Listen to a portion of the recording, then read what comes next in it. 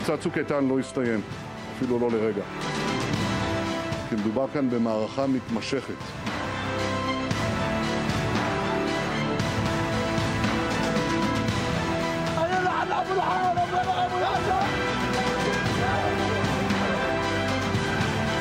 اغتيال قادة القسام في رفح هو جريمة كبيرة لن تفلح في كسر إرادة شعبنا الفلسطيني أو أضعاف المقاومة، والاحتلال سيدفع الثمن بإذن الله تعالى.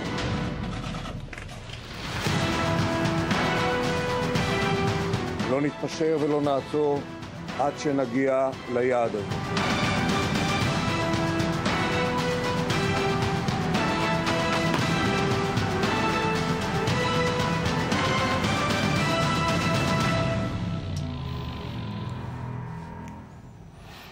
Well, you're watching I-24 News here, a special edition now as we cover day 45 of Operation Protective Edge. Well, I'm David Matlin. Thank you for joining us. The dramatic news of today came this morning when Israel announced the assassination of 3 key Hamas commanders in the southern Gaza Strip. The assassinations of Mohammed Abu Shamalam, Raed Atta, and Mohammed Barhoum follow the bombing of the home of Hamas military chief Mohammed Deif Tuesday night.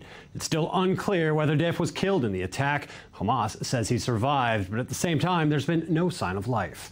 A defiant Hamas vowed to revenge the latest killings and continues to pound Israel with rockets. And as ceasefire talks are seemingly put on the back burner for now, Palestinian President Mahmoud Abbas met in Qatar with hardline Hamas political leader Khalid Mashal.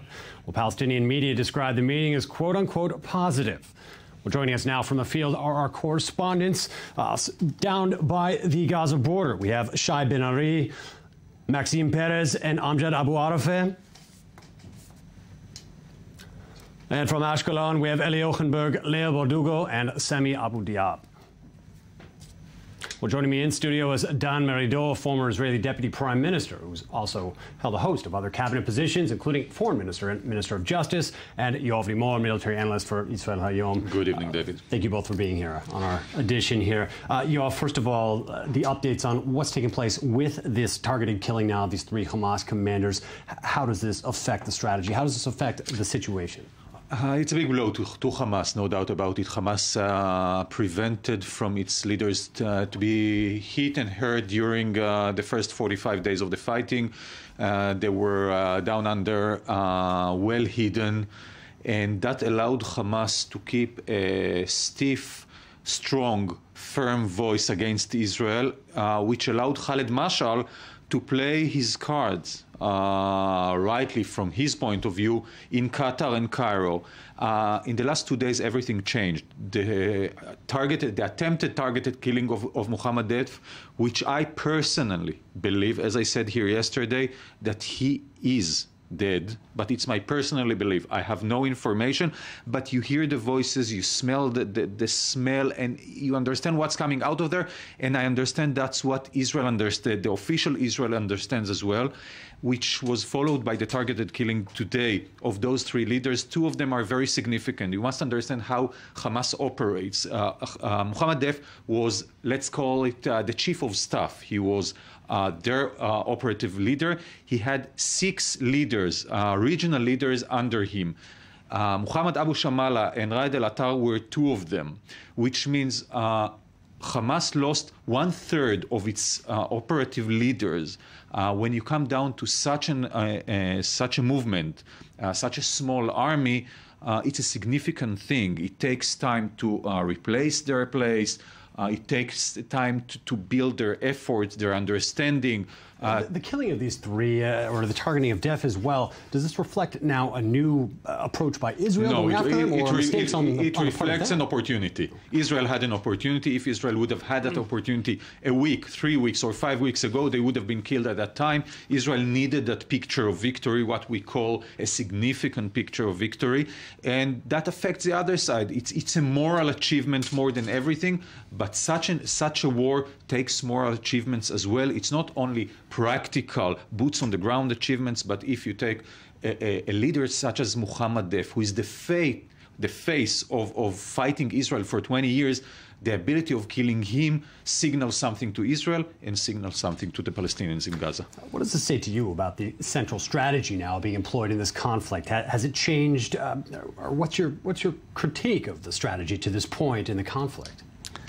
Let me add something to what Yoav just said. War changes. The face of war changes. Because war is seen on the screen real time, you can't continue the wars that have been led and conducted for thousands of years, when people didn't know what war looks like. Now, if you are very strong, too long a time on the screen, you become a villain, although you're not. If you are very weak a long time, you become the underdog. This is what happened to us because we prolonged it too long. Now war becomes more precise. You need much better intelligence and precision-guided munition. See what America is doing. Rather than 6th and 5th Fleet, there are drones that hit people, a special unit that hits bin Laden. So this is not a small change. It's a huge change. It has to do with the opportunity if you don't have enough good intelligence beforehand. What we should have had, and we should have now, is that sort of an action. Because after several days, when you see these awful pictures of destruction in Gaza, every house that's destroyed hits us on the screen.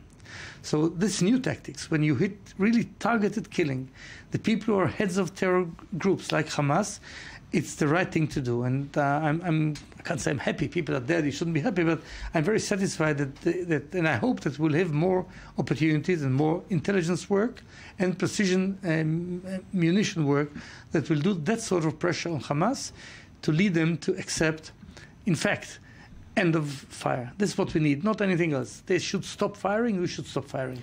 The rest is political, it is a different level. Does this enter into the political negotiations as well, though? Obviously, this plays a part in the background negotiations. Yeah, in a way, if you ask me what is better for Israel, stopping it or agreement to stop it, I would say stopping it. Any agreement that gives them something that will look as if they got it because they fought a war is not a good sign. Maybe they paid the price, but they got something. So if the agreement is really agreement that gives them nothing, I'm for it. But if you need to pay a heavy price, I wouldn't do that. On the other hand, I would go much further in allowing them to have an open Gaza, free Gaza, after the stop of fire, provided that they don't introduce any war materials, machine guns, and this sort of things. But I would have two different stages. One, stop firing, without any precondition, without anything in consideration. Second stage, I think we had a wrong policy on the siege on Gaza. We should have just said that we don't want any ammunition, any war materials. Anything else is not our business. And we created the image of the poor guys who have no food, which was wrong. And people wanted to help them. People hated Hamas and loved the Gazans who were under siege. We don't need that. We need them to stop firing. Then we can be very, very forthcoming if they agree, as they say in the end, to demilitarize Gaza. In the meantime, to go towards this way of making life better for them and for us. But provided that there's stoppage of firing on Israel. We'll come back to this discussion. For now, we go to our correspondent Eli Ochenberg, who's standing by in the Israeli town of Ashkelon here, a southern coastal city that's seen much of the rocket and airstrikes here. Now, Eli, what's going on there this evening? We know that rockets have continued. This town has been more or less the epicenter of much of the rocket fire. What's the atmosphere there tonight? Yes, David. Well, another very, very tense day here down south. Since early this morning, non-stop rocket fire towards different areas in southern Israel, and the red siren alerts went off here constantly. And of course, this is not an easy situation, especially when it comes after a very intensive month of fighting. And many people thought we're maybe coming toward the end of this operation, but as of yesterday, the rocket fire continued, and the people here are, of course, very frustrated and very confused. But as you can see behind me, we can see people walking down the street, sitting in restaurants, trying to maintain a sane life routine. I'm not even saying a normal one because it's impossible, but they're trying to balance between the fact that they need to adapt the state of mind of wartime and to continue with their life again as much as possible. So another very tense day, a very confusing day for the southern residents, and I will of course keep you updated with any development from here, David. Eli, is there a sense of frustration or anger as well among the citizens of these towns? Well, the anger and the frustration is very much felt along the towns and kibbutzes along the Israel-Gaza border. Here in the big cities, there are mainly a lot of confusion and frustration, but the rocket fire is mainly targeted, of course, at the towns and kibbutzes along the Israel-Gaza border. But of course, the citizens here were promised that quiet will return. They told that they can return to a normal life routine, but as of yesterday, they understand that this is not the situation, to say the least. So, of course, the frustration, the confusion, and the anger are present here tonight.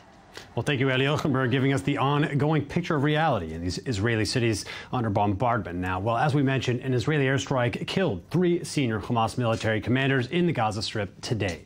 Well, the Israeli military had no immediate comment, but both the Israeli Prime Minister and Defense Minister commended the attack. Well, I-24 News correspondent Shachar Peled has more. The first concrete attack against the Hamas leadership in the Gaza Strip took place overnight. 3 senior Hamas military commanders were killed in the airstrikes. One of them was Raed El-Attar, commander of the city of Rafah, who directly orchestrated the kidnapping of Israeli soldier Gilad Shalit in 2006 and some of the attacks against Israeli forces in this round of confrontation. Also killed with him were Mohammed Abu Shamala, the commander of the entire southern zone of the Gaza Strip, and one of his officers, Mohammed Brahum. Israel has said they are all responsible for multiple attacks and deaths of Israelis. This marks an important operational and intelligence achievement by the IDF and the Israeli Security Service, who work day and night to ensure the security of the citizens of Israel. Israeli Prime Minister Benjamin Netanyahu has also reacted, commending the outstanding intelligence that enabled the move, which marks the clearest sign yet that Israel is focusing its assault on the Hamas commanders leading attacks from the Palestinian enclave. Hamas has vowed retribution for the killing of the 3 key Hamas commanders. The assassination of the Al-Qassam leaders in Rafah is a big crime that will not succeed in breaking the will of the Palestinian people or weakening the resistance. With the declared aim of curbing rocket fire into its territory, the Israeli military has also attempted to assassinate Mohammad Def, head of the Hamas military wing, ultimately killing his wife and 7-month-old son.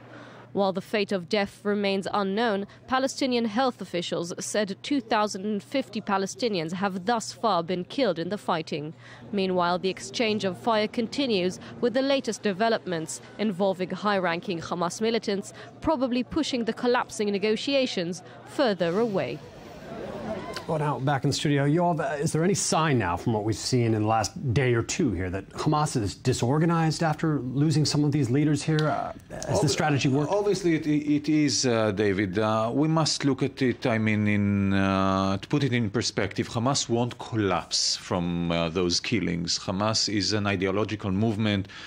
Some leaders are more talented, some are less talented, some of them will take longer to replace, some of them will take shorter to replace, but the Hamas idea will remain. Hamas will rebuild itself. In a time of war, right now. In a time of war, it is a problem, and the problem grows because the people that surround those leaders start asking themselves questions. I mean, it gets closer to them, and then they look at Khaled Mashal sitting in a 5-star hotel in Doha in Qatar and saying, okay, he directly risks our lives. It's not poor Palestinians in the refugee camps anymore. It's us personally who pay the price for his enjoyments in Qatar. It might put pressure at him while meeting today with Abu Mazen, while going back to Cairo, and I believe at the end of the day, the sides will go back to Cairo. And I hear, the sounds of the Egyptians coming back to the area. We heard their foreign minister talking today. It will put pressure on Khaled Mashal to be more remote on the next round of fighting. Because if you look at it currently, the situation is much better for Israel. Israel said today that it will keep on attacking and kill 3 leaders. Hamas said that it will attack the airport, didn't succeed in doing so. So Israel can at least for the next few days, can go further with that method of fighting. Obviously, Israel doesn't want to go with it forever, because will Hamas keep working to achieve that great victory, that achievement? If you ask me, if there is one thing Israel should be afraid, it's on the tactical level. We should look on things at a much bigger level, and I suggest that you use Dan Meridor, who's one of the biggest experts in Israel, in doing so while he's here. But going down to your question, if there is one thing that if I was the chief of staff of the Israeli army, I would be afraid now, is the amount of anger within the Palestinian side, and I believe they will look for every possibility and way to retaliate directly, to do something today, tomorrow, to take Israeli life, to get Israel in surprise, in order to go back to Cairo and tell to their people, okay, we've suffered, but we regained power and we retaliated, and now we can retire. What do you make of the political developments taking place with Abbas, now President Mahmoud Abbas, in Qatar, meeting with Khaled Mashal among the emir there as well? How relevant is that? And what are the chances of returning to the ceasefire table anytime soon? Are there any chances of that? I don't know enough. I don't have the information, the intelligence now, so I can make a guess. I hope intelligent one like you, but I don't know the facts. I would say that as long as Hamas thinks that they can continue, and they will not be afraid of the consequences of continuing, it will not pay too heavy a price, they will continue. I don't think they have collapsed already, and I think that the new tactic, the new strategy, if there is one, to hit the people who make decisions is a good one. It may bring them closer to try to find a way of stopping it. If they wish to have an agreement, it's a different story. As long as it's some neutral power, Egypt coming and the two sides asking, it won't work. If they feel that there's real pressure on them, it's physical pressure, then they may come to it. But will they then go for an agreement? Will they just reduce the number of rockets? I don't know. I think that although there is no quick fix here, it takes time. Israel is much stronger, the society and the army, and what we can endure, in spite of the interviews of citizens. Let me say this. I've been last week 5 days with my family in the north for vacation, summer, near Kiryat Shmona, Kibbutz HaGoshrim. I spoke to Americans there, AIPAC leaders who came there. I said, 20-something years ago, you couldn't live here. Rockets, Katyushas, now it's quiet. I remember Beit She'an Valley in the 70s and 60s. You couldn't live there. They were rocketing. Now it's in Jerusalem, my city, in the Intifada. Bombs in the streets, buses. We'll get over it. We need patience and time. And it's not good. We want to stop it immediately. If we can't, we have enough patience. Hopefully they will come to their senses in time and stop this crazy thing. Then we can be quite, as I think, we should be quite forthcoming in allowing the citizens of Gaza to live a much better life, provided there's no attack or attempts at attack or arming Hamas again. Well, we've seen the success now in the last couple days of Israeli intelligence networks now. What do you make of... There's been a lot of criticism of the intelligence so far, that they underestimated Hamas's capabilities, the tunnel networks, etc. What do you make of that? I would ask you permission to reserve judgment or criticism, if there is any, until after the operation. I don't know enough. I knew everything that one could know until about a year ago when I was in government. I'm out of it. I don't know exactly what was known, what was not known. In the end, one needs to... This conflict didn't develop just in the last year. There were a lot of years leading up to this. The capability... I would ask the following question. Knowing the constraints of war, that you can't do it as if it's a desert field between battalions and brigades. It's not the case. It's a very, very heavily, intensively populated area. And there are things that you can't do there because of how the world looks on wars today. What was the goal militarily? Was it to kill people, operatives of Hamas? Was it to conquer land? What will be the mechanism by which they will succumb to our demand to stop? If you know this, then you need to gather intelligence for this, and to be able to, as much as you can, know in time and be able to hit in time the right place. So this is the general concept of what one should look for after the war. But I really think that we should reserve judgment and see how it ends. It's not the end of it. We had a good day. It may be different tomorrow. Nobody should be complacent and say, it's fine, we can sit back and relax. No, it's still an operation. I think we can make it well if we don't make too many mistakes. militarily, and the political side is the other wing that has not been taken care of rightly. Here, Abu Mazen's story is important. Can we use this opportunity, not easy, to, in a way, reinstate the PLO in a way to Gaza or not? It's a good question. There doesn't seem to be much interest from the Israeli government to strengthen Abbas's hand here. I think if that's the case, I think it's wrong. There is no vacuum, and the idea that status quo is tenable to be perpetuated is wrong, and it's dangerous for us. We need to look for opportunities. I'm not saying it's easy. Abu Mazen was offered heaven and earth by Olmert and didn't take it, so I'm not sure it's easy. But it's our interest to strengthen this side, and I think that there is a way to understand the huge change that takes the Arab world now by complete surprise. This war began with the Egyptian proposal backed by PLO, Israel, and the Arab League against Hamas. Nothing like this ever happened in the past. Make something good out of it. Call the Arab League and say something good about their approach. Call Abu Mazen and say, hey, you said tough words in Arabic in Saudi Arabia. Come and talk with us. We are ready to go for you. I think we should not forget the political wing and deal just with the military one, which has precedence now because it's in times of war. We'll come back to this discussion. Now our correspondent standing by, Shai Ben-Ari, down on the Gaza border with Israel here. Shai, this evening in particular, again, you've been covering this conflict almost daily now down there for us. What are you seeing there tonight? Anything different from previous evenings? Yes, we're talking about a different situation that has now developed here on the border, basically in the border area.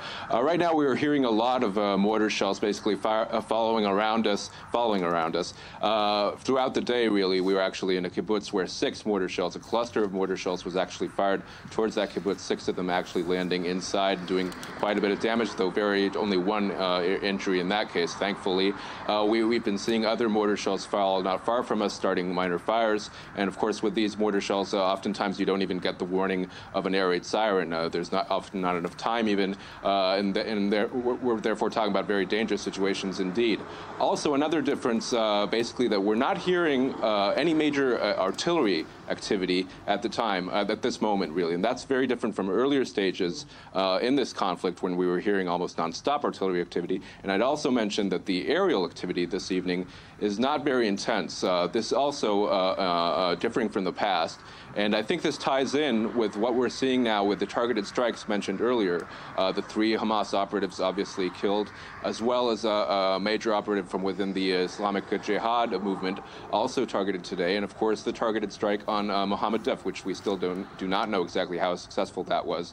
But I think we're seeing something of a shift in policy in terms of IDF activities in this area. And perhaps part of the calculations for this may indeed be world opinion. I think when we were talking about more precise, incisive strikes taken out by the IDF, I think that's something that the world or popular opinion worldwide can live easier with and perhaps afford the IDF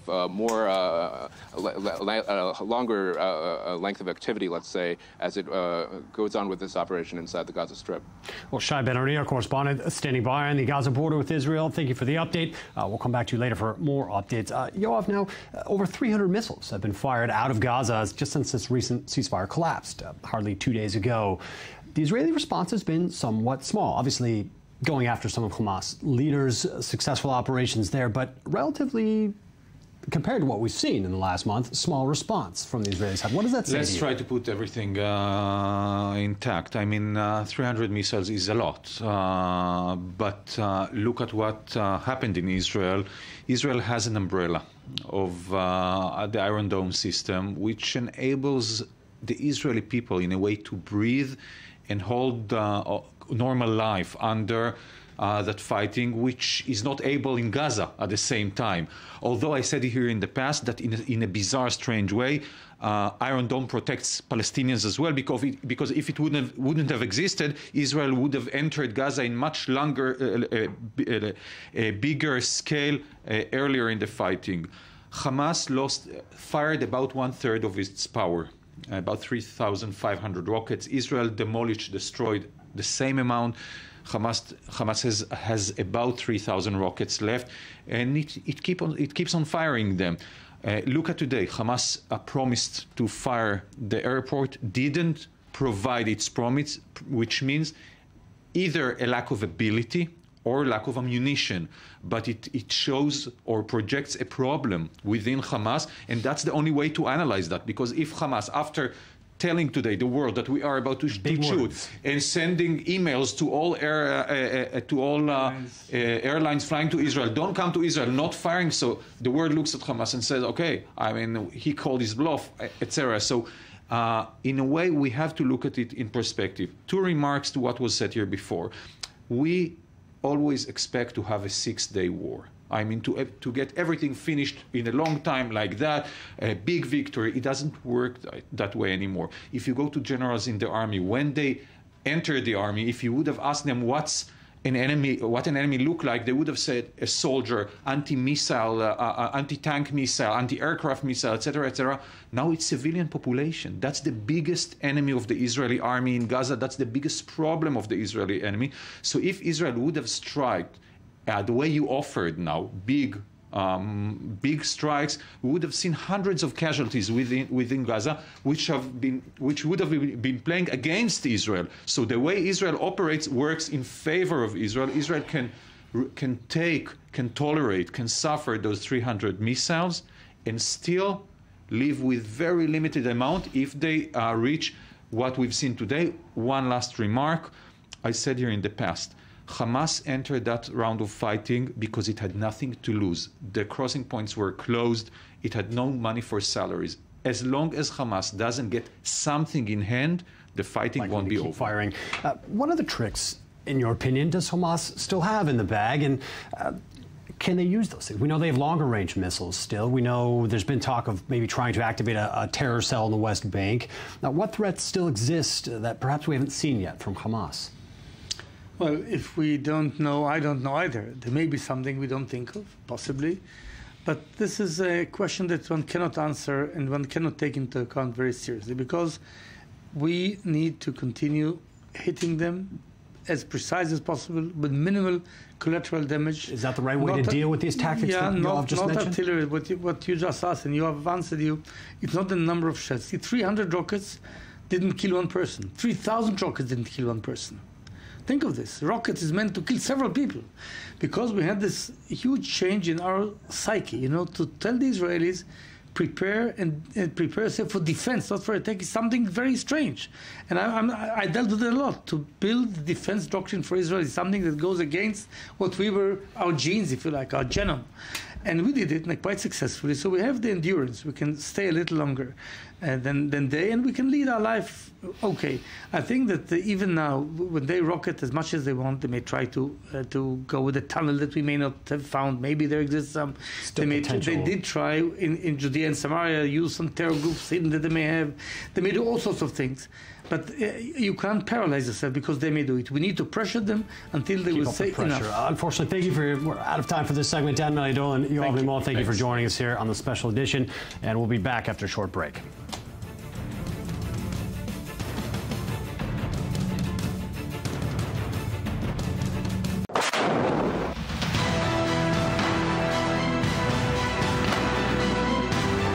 מבצע צוק איתן לא הסתיים, אפילו לא לרגע. כי מדובר כאן במערכה מתמשכת.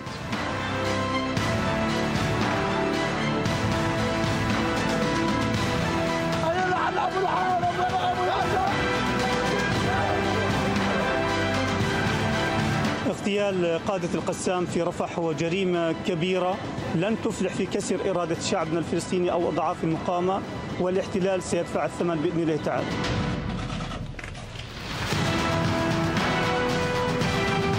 לא נתפשר ולא נעצור עד שנגיע ליעד הזה.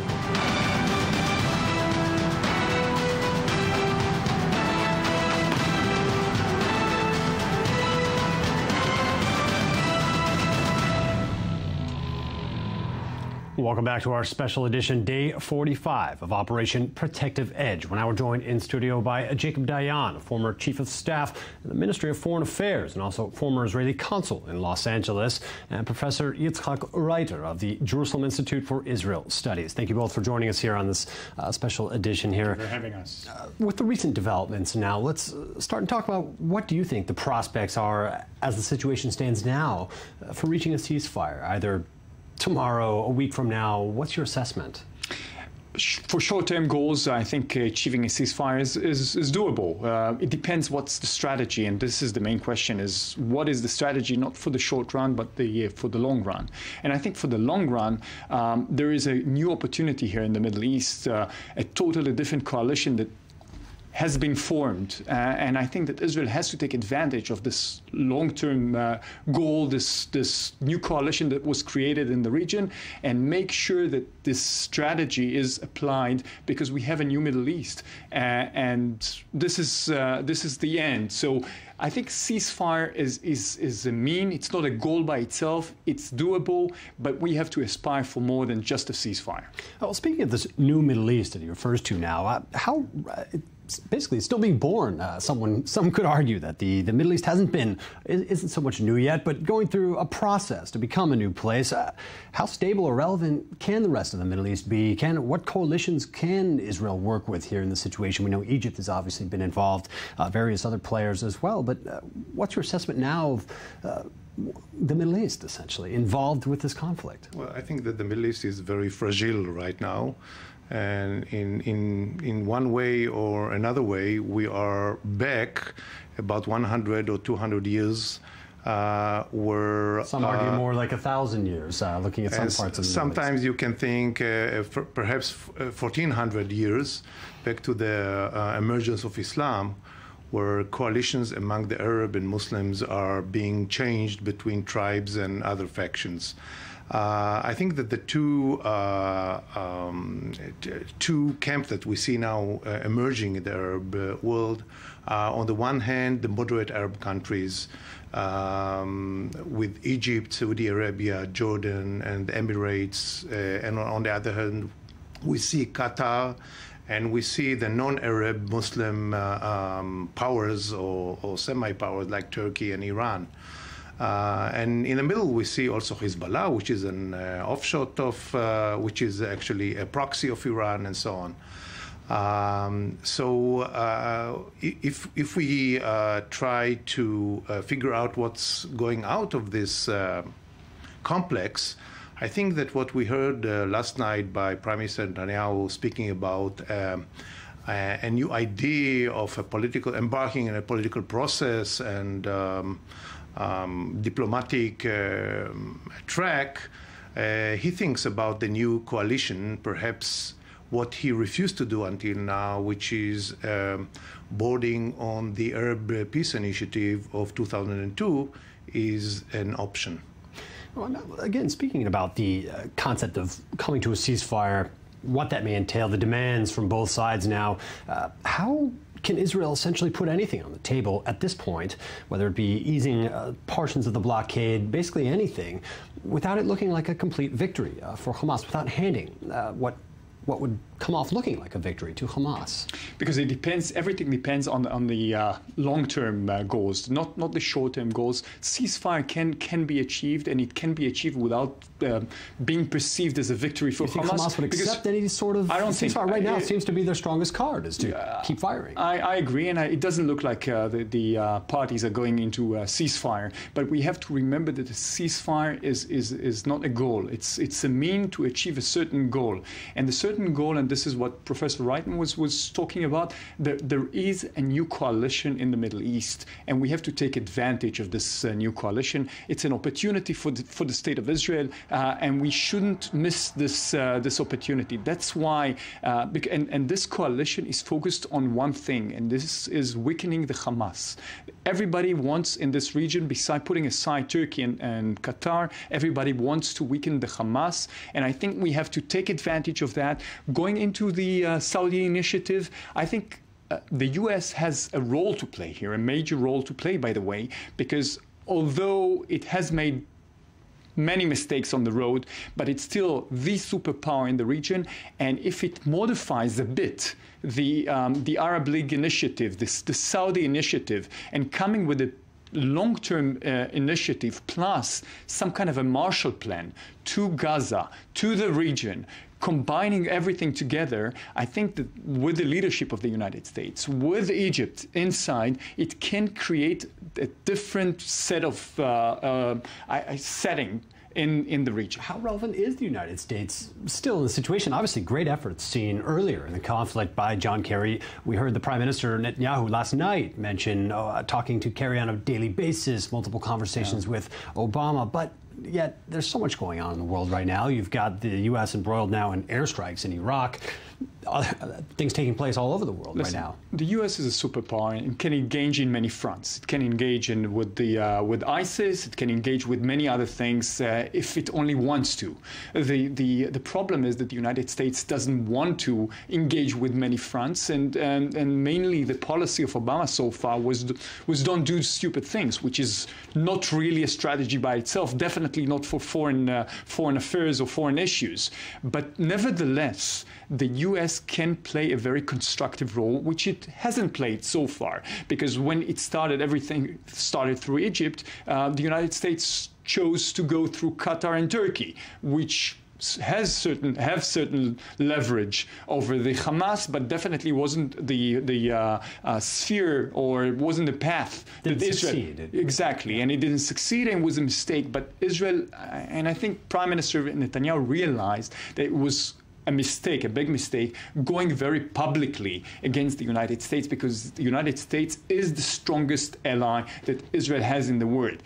And although it has made many mistakes, still it can play a very constructive role, by going into this Marshall Plan, and on the other side, demilitarize Gaza, and at the same time, going into a much broader, I would say, initiative, which is a modified Saudi initiative. So if the United States take everything on that and understand that currently, and especially John Kerry, currently you cannot solve the conflict, but you can manage the conflict and lead this region in certain years into a point in which from managing the conflict you can move into solving the conflict, then the United States, and definitely in the last couple of years that Obama has in power, they can play a constructive role. I'm a bit skeptic that it can happen, but nevertheless, the U.S. can play this constructive role.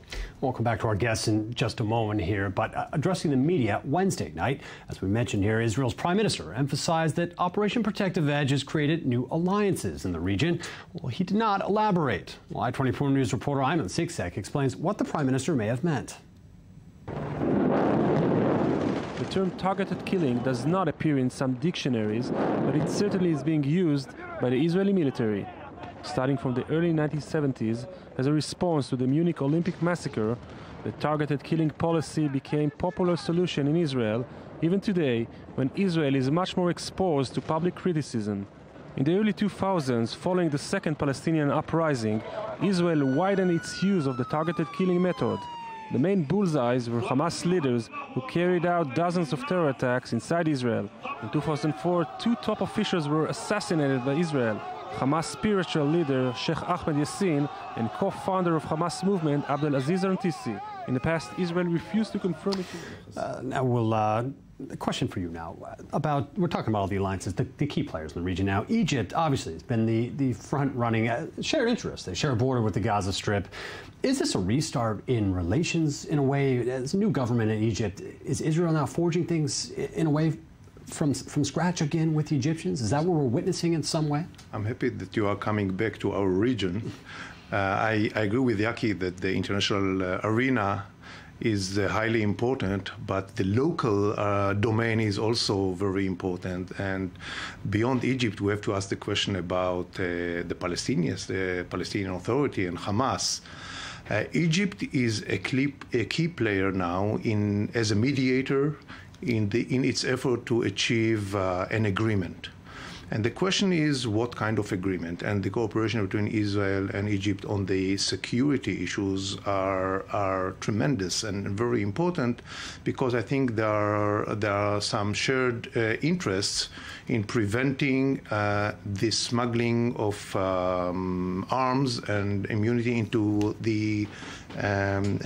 into the Gaza Strip. So I think that it is also a window of opportunity to Israel to resume its relations with Egypt, but let us not fool ourselves. The relations will not become warmer just because we have a common interest in Gaza. It will become warmer only if Israel will embark the Arab Peace Initiative or a sort of a regional initiative of achieving a comprehensive peace. Do you believe that the Arab world, if we can generalize such a thing today, still has interest in that peace initiative with Israel and with the Palestinians, with so much going on, with so many of their neighboring countries essentially becoming non-states right now at the hand of non-state actors and militants? How much energy do any of these countries have now for this conflict? I think that everybody sees the Palestinian-Israeli conflict as crucial to achieve stability in the Middle East, beyond ISIS. I think ISIS is something that the superpowers can contain. It is now spreading all over, northern Iraq and southern Syria. It's a huge desert and land, and there are only less than 20,000 combatants. So this is something that you can contain. Gaza Strip, unlike the ISIS, you have two different levels. You have the upper level of human civilian population. You have the underground level of tunnels and bunkers where the Hamas combatants and terrorists are hiding, and it's more difficult to contain them and to overcome them. So I think that the Arab countries around are watching carefully what's going on, and if Israel will manage to come out as the victor in the battlefield, I think that it will be a lesson that violence is not achieving anything, any accomplishment, and that we have to go to a political process. And given that, I would say that as sometimes we say, you have to combat on two different domains, on the political process on the one hand, and on the battlefield on the other hand. Keep the efforts up in both arenas at the same time. Yes, I think ISIS and Hamas are the two challenges that the international community as well as Israel are handling now, and the Arabs are in the middle. And they have an interest in the both fronts. So this is an opportunity to reach out for them. Sure, what's your sentiment here? Sure. Just one. I think, you asked the key question, because I'm not sure that the Arab world today is ripe and ready for some kind of a comprehensive peace initiative. This is not in their main agenda. This is not a priority for them. They have different priorities. I think that the main problem today, if you look at the Arab world, is that the only coherent, applicable ideology that exists in the Arab world is Islamic fundamentalism. In different ways. I mean, from ISIS, all the borders as well, from North Africa through the entire Middle East. Exactly. So if we look on a process that Israel wants to develop with the Arab world, it has to be a very incremental process. It's not some kind of an immediate process in which everybody can go for a comprehensive peace based on this Arab initiative. I think that what we have to do is develop an incremental process which is based on economic issues, many economic issues, other things which will build trust, confidence measure buildings, and other issues, but it has to be incremental. It will take time, and we have to understand that it takes time, because today this is the situation in the Arab world. Only one coherent ideology, which is Islamic fundamentalism. Well, now we go on the phone. Now with us is Dr. Mustafa Barghouti, the General Secretary of the Palestinian National Initiative. Thank you for joining us here tonight. Thank you. Now, as President Mahmoud Abbas is in Qatar now, meeting with Khaled Masha, holding some high-level meetings now, where do you think the Palestinian Authority stands in terms of, as fighting has renewed now between Hamas and Israel, what's the current role of the Palestinian Authority? First of all, this is not a fight between Hamas and Israel. It's a fight between Palestinian people and Israel. and Israel is attacking all Palestinians, not just Hamas. And the Palestinian position is reflected in a unified Palestinian delegation that includes Hamas, Fatah, and everybody. So the negotiations between Mr. Abbas and Mr. Mash'al are very useful in terms of consolidating the unity of the Palestinian position and in discussing how efforts can be made in a unified manner to stop this aggression. Is there any unity? Is there actually any unity between the Fatah and Hamas right now? Besides facing Israel? I think, yes, you can check with Mr. Netanyahu, because he's the one who said that he's conducting this war to break the unity between Palestinians. Well, he's also said that the enemy is not the Palestinian people, but Hamas. He's been very clear about that as well. And the strategy, I think, reflects that in this campaign. No, I'm repeating what Mr. Netanyahu said. He said that, that he is against the Palestinian unified government, and that one of the goals of this war is to break that unity. And we are all unified. It's just Israel that doesn't want to see that. And he is not attacking Hamas, he's attacking Palestinian women and children. Well, the other part to his sentence about attacking the unity is because it involves Hamas, whose founding charter is to destroy the state of Israel. So again, the conflict, as clear as it seems, is against Hamas here. Maybe this will help Hamas make a decision. Can you tell me what are the borders of Israel? Well, they've been defined over many decades in many wars and agreements here. Which borders are you referring to? Israel is the only state in the world that does not define its borders up till now. I hope you know that. What is the point that you're trying to make here? Sorry? What is the point that you're after here? I'm saying that Israel, the Palestinians recognized Israel in 1993, the PLO did, but Israel never recognized the Palestinian state. And yet Israel is now eating up what should be the land of the Palestinian state through settlements. And Israel is expanding its borders constantly. Is that how?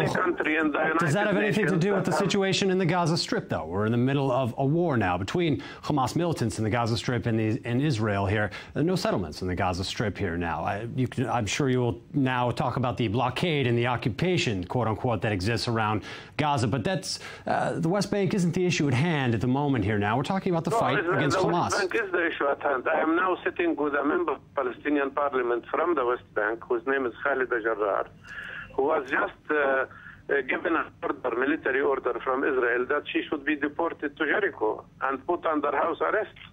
This is unbelievable, and I don't know if you know or your audience know, but 1,000 Palestinians in the last 40 days, 1,000 Palestinians have been injured with gunshots by the Israeli army, and more than 22 were killed in the West Bank. In violent clashes with soldiers, yes. There has been many casualties. These were demonstrations of people who have no arms, and they were attacked with gunshots by the Israeli army. Can you, let's get back to the conflict at hand here now. In terms of resolving the current mass violence taking place, the war between Hamas and Israel now, what kind of resolution do you envision? How can this be resolved?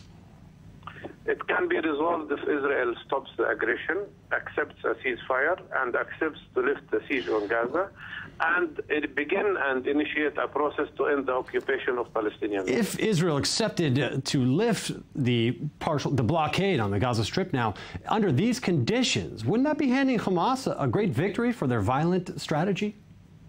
No, you will be handling the Palestinians their rights, their human rights. But how can you ignore the over 3,000 rockets that have been fired? It's part of the conversation. Well, there would have been no rockets if Israel did not attack Gaza. But what Israel wants is to be able to attack and kill. There were rockets well before this. But at the same time, Israel's accepted multiple ceasefires here that Hamas did not accept. No, I was in Gaza for 16 days. I was myself in Gaza for 16 days, and I saw myself.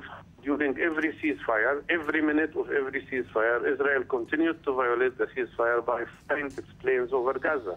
Well, I was in Israel for 16 days as well. There were rockets flying into Israel during all the ceasefires as well. During the ceasefire, there were no rockets, but the Israeli planes constantly fly over Gaza. Is that a violation or not? Well, certainly there have been violations of ceasefires here throughout this conflict. There's no question about that. But It seems there is no easy resolution to this conflict, but we appreciate your time There is very on our easy program. resolution. No, there is very easy resolution. It's very easy. It's very simple. End occupation, allow Palestinians to have freedom, allow them to have an independent state, bring international troops, maybe even NATO troops, to be on the borders to guarantee that nobody will attack each other, and there will be peace. That's the solution. Well, if only. Well, that's thank you for your time, Dr. Mustafa Barghouti. So, getting to some of the things put forward here in this conversation, is there a certain point that he made that you'd like to respond to? Absolutely. I think that taking Gaza as an example is something that Dr. Barghouti has to make, because Israel has pulled out completely from Gaza to the 67 borders. And what happened in Gaza? I mean, they could have turned Gaza into Singapore, and they chose not to. Instead, I mean, using all this cement that was coming inside, instead of building hospitals and I can tell you, as we speak, there are rockets being fired over central Israel. One was intercepted over Jerusalem right now. It continues. And this is something that bothers me with the Palestinians, because they continue to see themselves as victims. All the times they are victims instead of taking their own destiny in their hands, something that they could have done in Gaza. And they chose not to. The same thing is Dr. Barghouti has to understand that by force they will achieve nothing. They will achieve nothing, and at the same time they could have done other things with the fact that Israel's pulled out. So those are things that he has to acknowledge, and there is no real unity because Israel sees Abu Mazen. Abu Mazen chose not to use force, and Israel respects that, and Israel accepts that. And he has to make differentiation between himself and the Hamas, because as long as he sees himself as a unity or as a branch of the Hamas, the option of achieving either a ceasefire or even a comprehensive peace, inshallah, one day is inconceivable, because there is a major difference.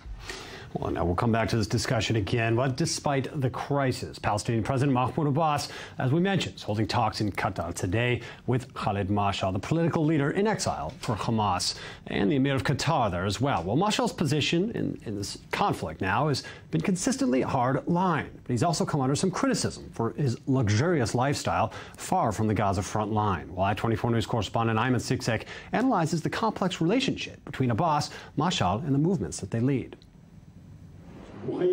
As rifts continue to widen on the Palestinian front, President Mahmoud Abbas is visiting Qatar today, aiming to increase the Palestinian Authority's negotiating power over Hamas.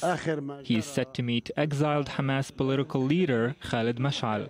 The meeting with Mashal, the second for Abbas since July this year, could be an effort to sideline Hamas's military wing and subvert its efforts to weaken the Palestinian Authority. In Gaza on Thursday, the Hamas military wing took a more severe line on the talks in protest of Abbas's attempts to establish a truce agreement with Israel. The initiative for a ceasefire was already stillborn, and today it was buried with the martyr Ali death. But one thing can be said in no uncertain terms. As far as Israel is concerned, Hamas is no longer a legitimate negotiating partner. Israel is exceedingly wary of Qatar's supposed influence on Hamas during the ceasefire talks. Prime Minister Benjamin Netanyahu addressed these points when he faced the media Wednesday evening.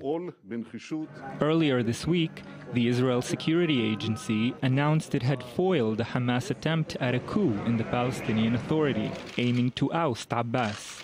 But a clear winner in this internal tug-of-war in the Palestinian front remains to be seen. Today, the question on everyone's mind is, how will Israel's killing of 3 chief major Hamas operators this week affect the group's embattled military wing? Now back in the studio, I'd like to come back to this issue of Palestinian unity, obviously a very central theme throughout the last year, and specifically this summer, as conflict has raged, and of course as those efforts have seemingly come unraveled. Do you see this conflict as potentially helping Palestinian unity, or is this throwing it all to the side now, back to the drawing board? I think all options are open. I mean, we can see, it depends on the regional circumstances. If Hamas will opt for negotiating a truce agreement and something beyond a truce agreement, I believe that Palestinian unity, not as a real unity, but a political alliance could emerge. And the other option is that gradually Hamas will become a mini state in Gaza, or a sort of an independent autonomy within the Palestinian, because I see that the debates and the misagreements between Hamas and Fatah are really major. Let me just here add one point to the political options. We spoke about the Arab Peace Initiative, and if we speak about Hamas and the Palestinian Authority, I think that there is a third option, which is a third option in addition to war of attrition and Arab Peace Initiative or comprehensive peace, which is achieving 1 degree beyond a ceasefire, and I mean armistice agreement. We had armistice agreement between Israel and its Arab neighbors in 1949. There was an armistice agreement in 1953 in Korea, in 1962 in Algeria. Potentially reaching a similar type of agreement could do that. Out of time for this segment here. Thank you very much for your time here, Professor Yitzhak Reiter, and of course Jacob Dayan. Thank you as well, and our viewers. We'll be right back after a short break. Don't go anywhere.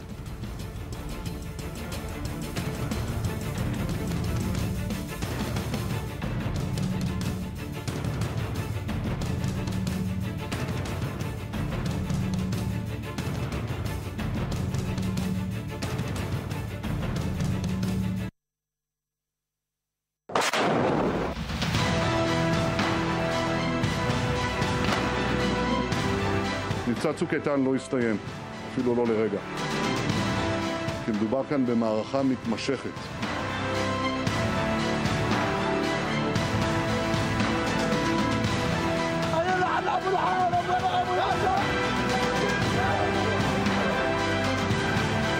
اغتيال قادة القسام في رفح هو جريمة كبيرة لن تفلح في كسر إرادة شعبنا الفلسطيني أو أضعاف المقاومة، والاحتلال سيدفع الثمن بإذن الله تعالى.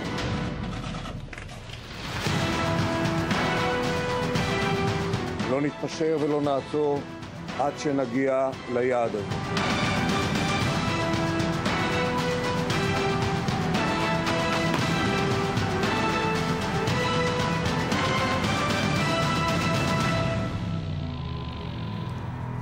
Welcome back to the special edition. Now we're joined in studio by Amir Oren, the defense and government analyst for Haaretz Daily, and Aviv Bushinsky, the former media advisor to Prime Minister Benjamin Netanyahu. Thank you both for joining us. Good evening. Amir, I'd like to start with you to get your assessment of some of the major events of the last days since you've been here with us. Major developments here, the assassination of some top commanders now in Hamas. How do you think this changes the game, if at all? I know what you've done last summer.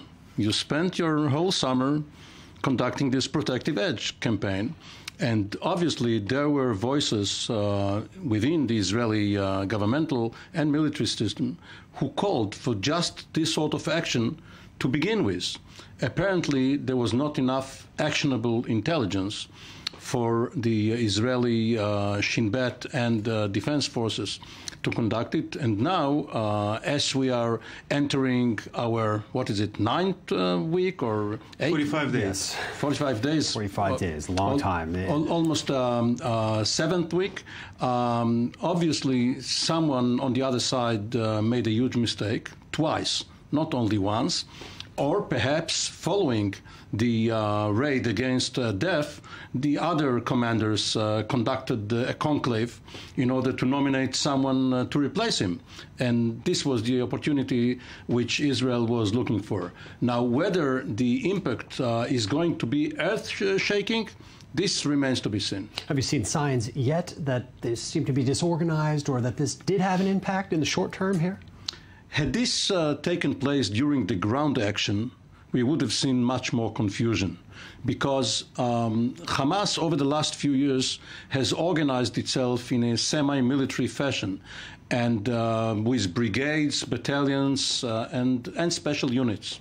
And each territorial brigade, they have 6 of them, from up north in Gaza to Khan Yunis and Rafah in the south, each territorial brigade also has some special units assigned to it, rockets, tunnels, and so forth. So the death of Raed Attar, for instance, is significant, but because there is no ground action right now, he will be replaced, and the command and control system, while disrupted, will not be that important yet.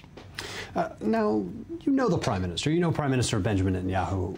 What's going through his head here in this conflict at this point, from what you can read?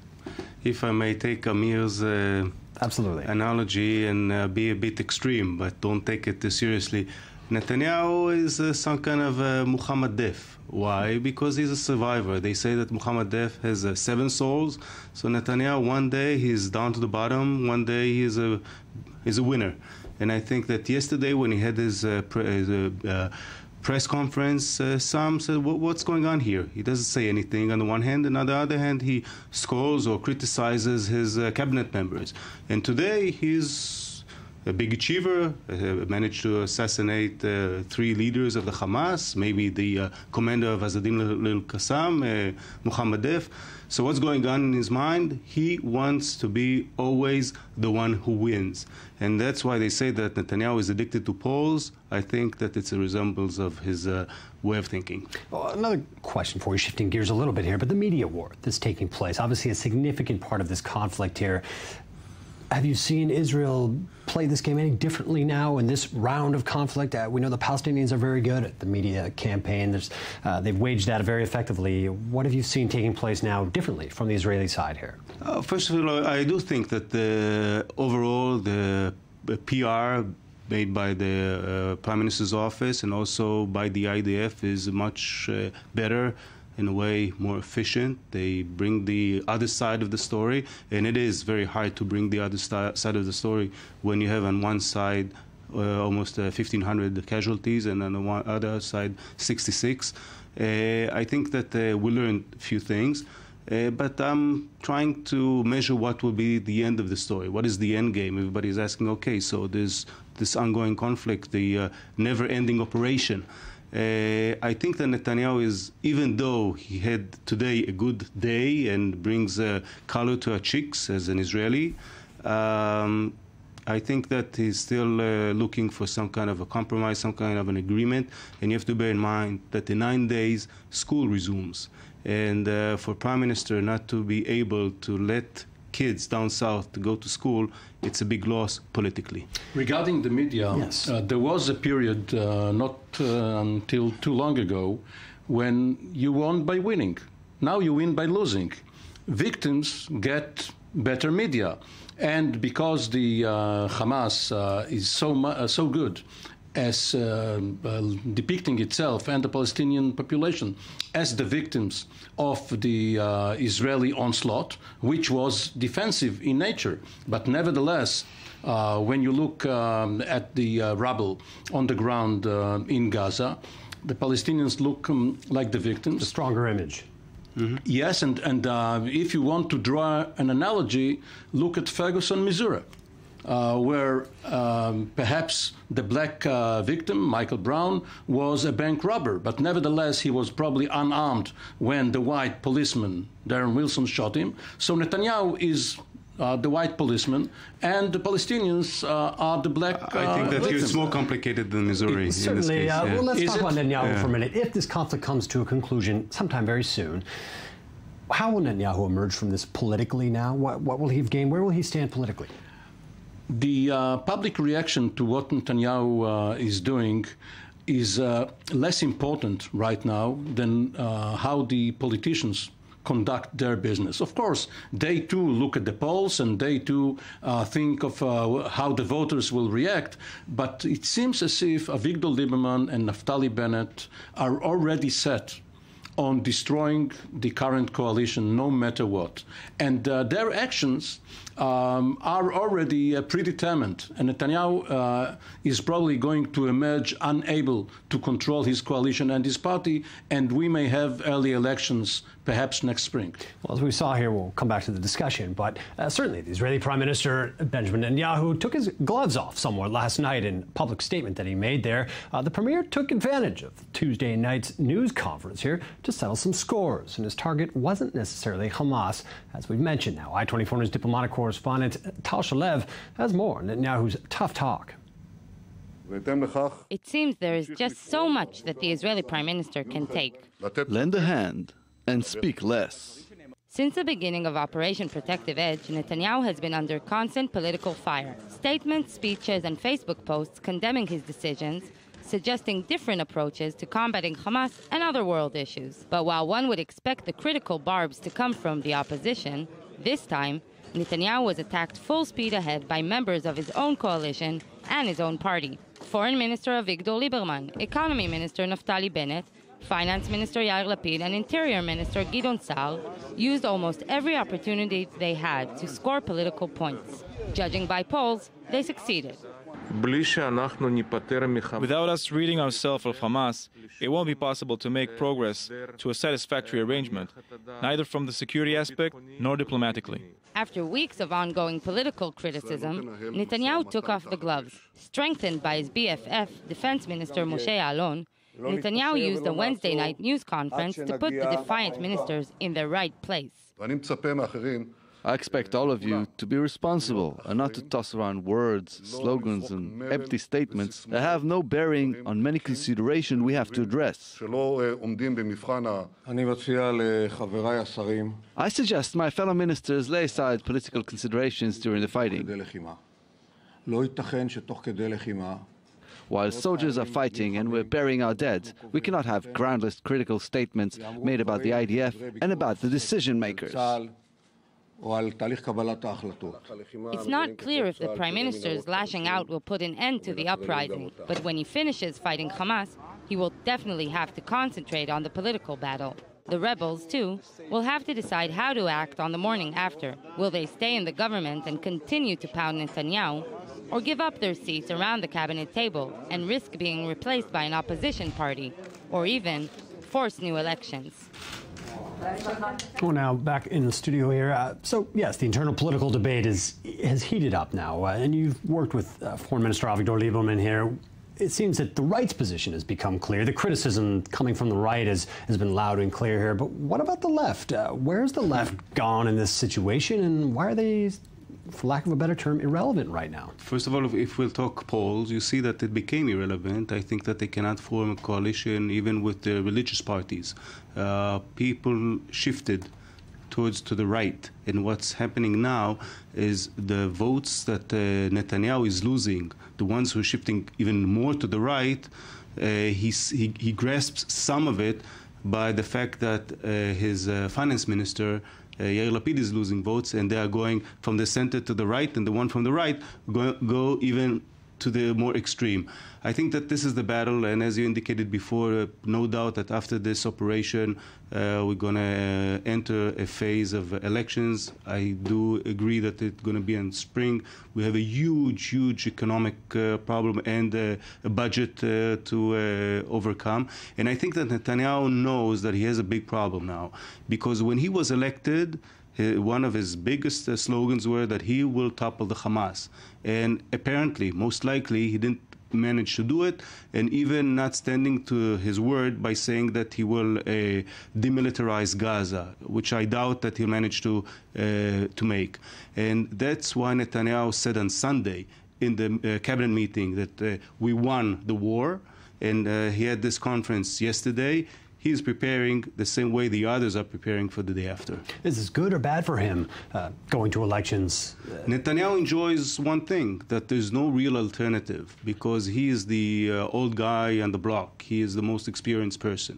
But if this operation will turn out to be a big failure, if, it's a big if, then maybe Lieberman has a better chance than Bennett, the way I see it, because Lieberman also can get votes from the center and is not so intimidating as Bennett might be perceived. Now let's talk about successes that perhaps Prime Minister has had in his campaign if he did, in fact, succeed to kill Mohammed Deif, who's been a target, who's been a wanted man, a target by the Israeli intelligence service here for many, many years. Is that something that he can use? Does that save him? Is it comparable to President Obama catching bin Laden? In the short term, like 5 minutes, yes. And look back 3 years. Since May Day of 2011, when bin Laden was killed, where is Obama now? These successes don't have a lot of staying power in them. Not only that, but Netanyahu himself was earlier the benefactor of, or he benefited from, the killing of Yahya Ayash in 1995. Or January 96, because a few months after that, he waves of violence began as well following that. The revenge acts of terror following the death of Ayash, in a way, brought Netanyahu to power over Shimon Peres, and he knows how fickle the public is. Today, some in the public are applauding him. But again, you have to remember, Netanyahu was elected because he said that he knows how to deal with the Hamas. He knows how to fight terror. Take the strong hand. But now he is in a different situation. Not only that, but he do negotiate, even not directly, but practically directly with the Hamas. So he will have to reinvent himself and say that maybe that he is the most experienced person on the block, but I don't see him reinventing him in other aspects. By the way, we'll have to come back. We have someone on the line here from the Gaza Strip. Now, joining us is Maha Mahana, a resident of the Gaza Strip, who we've spoken to before on this program. Maha, thanks for joining us again. It's been a while since you and I have spoken. What's the current situation where you are there? The situation here is not good at all. There is bombing everywhere. I hear it till the second. There is escalation from both sides, and we don't expect, we can't expect what's going to happen tomorrow or after tomorrow, even the next minute. There is bombing everywhere till the second. We can't even follow the news because we don't have electricity for so many, for long hours every day. People evacuated all border areas, still, return to schools. The whole situation is really difficult, and people are fed up of this situation. We need a solution. They need peace. They need truth. They need, an everlasting solution. This is no life at all. And the new school year is about to start, and obviously it will never start like this. And we are waiting to see what the Hamas delegation went to Qatar, and we are waiting to see what they are going to do. If there will be truth, if they will resume the attacks, and we need help here. Maha, is there a sense of fear among residents around where you are of another ground incursion by the Israel Defense Force? Yes.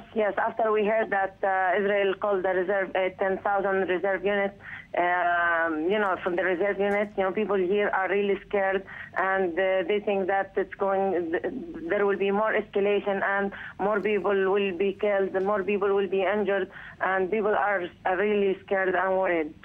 Oh, now, what about around you? What about the humanitarian situation around where you are here? How dire is the situation? It's really disastrous. We went I went with journalists today, with the foreign journalists, to see the situation in schools. It's very terrible. People overcrowded, and there is not enough food, no electricity, not enough medical aid. People are suffering so much, and even there are people evacuated to their relatives' homes, thinking that their areas are safe. But nowhere is safe in Gaza. Are people expressing a sense of frustration with the local leadership, with Hamas themselves? Actually, with both. They blame both sides, of course. Some people who lost their kids, they blame the Hamas for some part, and then they blame also the other side. They blame leaders of both sides. Well, Ma, thank you so much for your time here, and definitely stay safe there in the midst of conflict here. That's Maya Mahana. Now, Amir, looking at the situation, You know, interesting to hear some of the things that she had to say. Not a clear blame on Israel, obviously. From the perspective of anyone in Gaza, Israel's the aggressor here in this situation, dropping bombs and everything else that's gone on there.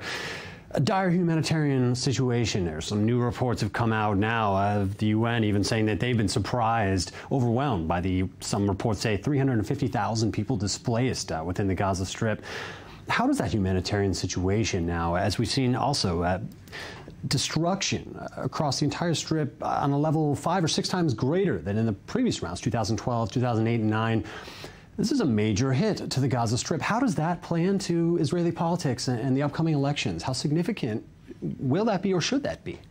It will have zero effect on Israeli politics, but it should have a lot of impact on the Israeli conscience, because first of all, it's a moral crisis, but also practically, it shows the way for Israel to help the Palestinian population, as distinct from their rulers who apparently are indifferent to their fate. Israel has a stake in a prosperous Gaza, not only a Gaza where the siege has been lifted, but Israel has a stake in prosperous neighbors all around it, in the West Bank, in Lebanon, in Syria, in Egypt, and obviously Gaza, being the most abject place, should be helped by the world community. Scandinavia, Japan, the United States, other regions should help, and Israel should do its part, not necessarily financially, but by lifting some of the restrictions, provided that its security is kept. How do you think that can be done? Obviously, that's a complex question here, but how can the situation be eased or improved under these current circumstances as rockets fire and they're under the authority of a militant regime down there? First of all, I think that it's not from an Israeli point of view as a citizen of Israel that we or they are not bothered with it. I mean, this is not the issue that we know that the IDF is a moral army. Israel is willing to help, to give any humanitarian help, including medical help to the wounded people in Gaza. I think that diplomatically there is a concern, because if a humanitarian crisis or any escalation, further escalation will rise in Gaza, it will force the international community to press Israel. You don't think we're already at that point? You're talking about if a humanitarian crisis occurs. You don't think we've reached that point yet? You wouldn't call this a crisis yet, what's taking place? It is. It's very sad. But again, I'm talking from the Israeli perspective. Okay. That we are not concerned yet regarding this, as long as those missiles are targeted towards Israel and even now to Jerusalem area. But I'm saying that the international community, especially the United States, this is the main fear from the Israeli diplomatic arena. And as you see yesterday, Netanyahu in his press conference deliberately mentioned that he talked to the Secretary of State, because he wants to show that business goes on and because he knows what is the alternative. Well, speaking of concerns of Israelis at home, now residents of communities adjacent to the Gaza Strip, well, the developments of the last 2 days have forced them to return to, well, an all too familiar scenario. I-24 News correspondent Shai Ben-Ari was at one of them today and gave us a look. With the resumption of hostilities earlier this week between Israel and Hamas, an all-too-familiar scenario has returned once again to haunt Israeli communities surrounding the Gaza Strip. No less than 6 mortar shells landed within the boundaries of this normally quiet kibbutz in the Eshkol region. As has been the case many times already in this conflict, a major disaster was narrowly avoided. The children were here. They were celebrating a birthday. And suddenly we had the mortar that fell outside, very, very close to the place. Because it's safe, then we're lucky that we didn't have a disaster. Indeed, the resilience of local residents and their adherence to safety instructions saved lives today once again. This building here that was hit, it's usually used as a clinics, all kinds of clinics for cosmetics and for healing and things like that. And luckily, nobody was here at the moment. Many of the families who had returned here following the ceasefires of the last few weeks packed up and left again today, heading for safer areas. It is difficult to put into words the dissonance between the pastoral atmosphere of this kibbutz and the reality that people face here now almost on a daily basis. But the images here pretty much sum it up. If you can see here on the wall, an image associated with a various Eastern religion, and just a few feet away, what we have here is basically a hole in the floor caused by a mortar shell landing inside this house. That pretty much sums it up, and this is really the reality that people face here now almost on a daily basis. We'll have to see exactly how long the situation lasts. Shai Ben-Ari, I-24 News, near the Israel-Gaza border. Well, thank you, Shai, for that report. Amir, now we talked about the humanitarian situation in Gaza and how that may potentially weigh into politics in Israel. Will the situation now, will the economic and just human impact on communities as we've seen here in southern Israel specifically, will that be the central theme of the political discussion following this campaign? One knows how the campaign starts, even politically, not only militarily, but because it's usually 3 months at least before the polls are closed. Who knows, perhaps the budget or some economic debates, issues will be debated. But if the situation in the south is going to be at the center of the campaign, the residents of the south, even though they don't have any common platform, some of them are calling for Netanyahu to enter Gaza. Some of them are calling for a compromise with the Palestinians. Nevertheless, they will not let Netanyahu get away with it because they will... These are mostly rural, smaller communities. Are they as impactful as that within the political spectrum? It's not the 15,000 votes or so, and perhaps there are a lesser number of adults. This is the total number of people there.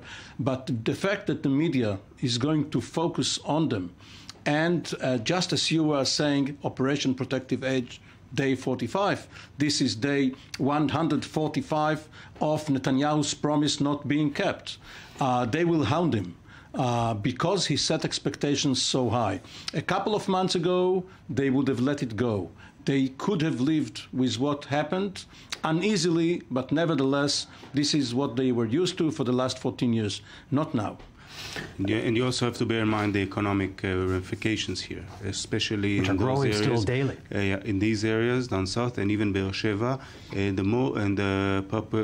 the population in this area are in a way hardcore voters for Netanyahu. Shderot, Ofakim, these are the hardcore voters of Netanyahu, and if they'll decide to abandon Netanyahu, it might have a domino effect.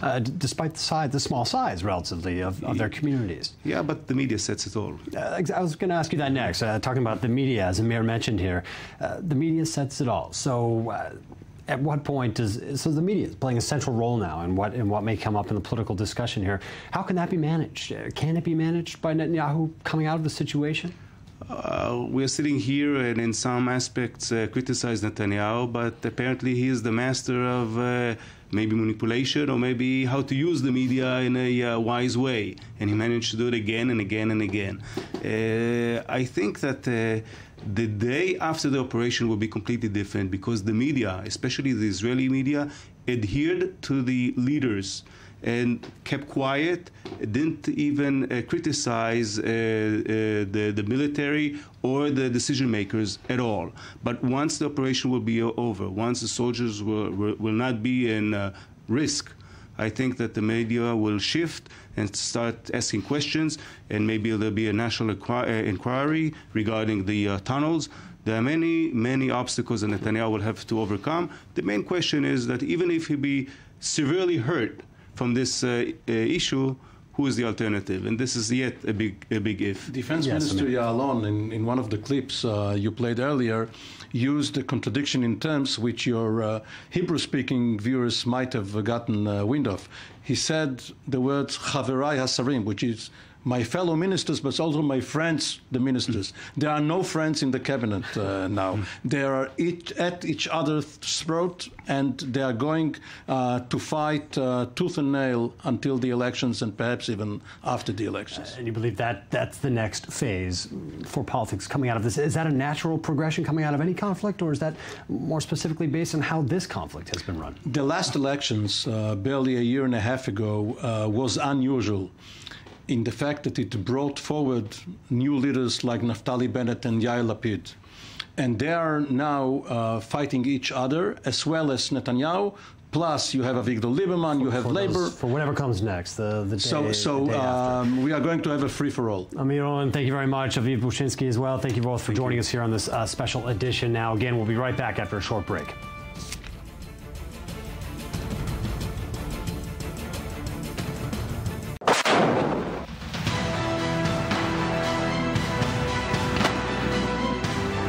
מבצע צוק איתן לא הסתיים, אפילו לא לרגע.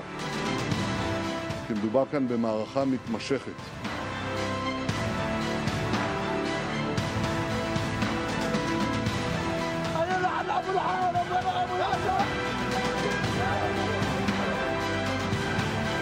اغتيال قادة القسام في رفح هو جريمة كبيرة لن تفلح في كسر إرادة شعبنا الفلسطيني أو أضعاف المقاومة، والاحتلال سيدفع الثمن بإذن الله تعالى.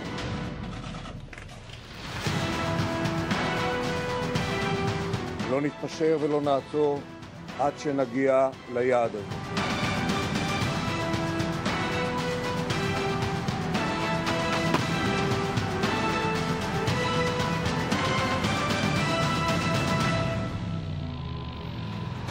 Now, welcome back. In the studio now, we're joined by Danny Ayalon, senior I-24 News analyst and Israel's former deputy foreign minister, Dr. Anat Ochberg-Marom, an expert on global terrorism, and Meir Javadan Far, lecturer in Iranian studies at the Interdisciplinary Center in Herzliya. Thank you all for joining us here as we are in day 45 now of Operation Protective Edge. That number has obviously steadily climbed for us in these editions here. Mr. Ayalon, I'd like to start with you and talking about some of the most recent developments here now. In the last day, we've seen the targeted killings, the successful strikes on these three top commanders, and these, some would say successful, some say not, strike against Mohammed Deif. How significant does that play into the entire arena, not just militarily, but politically as well? What's the impact there, locally and in the conflict? Well, the impact, of course, is militarily, because I believe Deif and the other two, mainly, were very instrumental in operations, in building their strategy, in operating, in commanding, controlling, and everything else. It's also, of course, political implication with the symbolic issues and all that.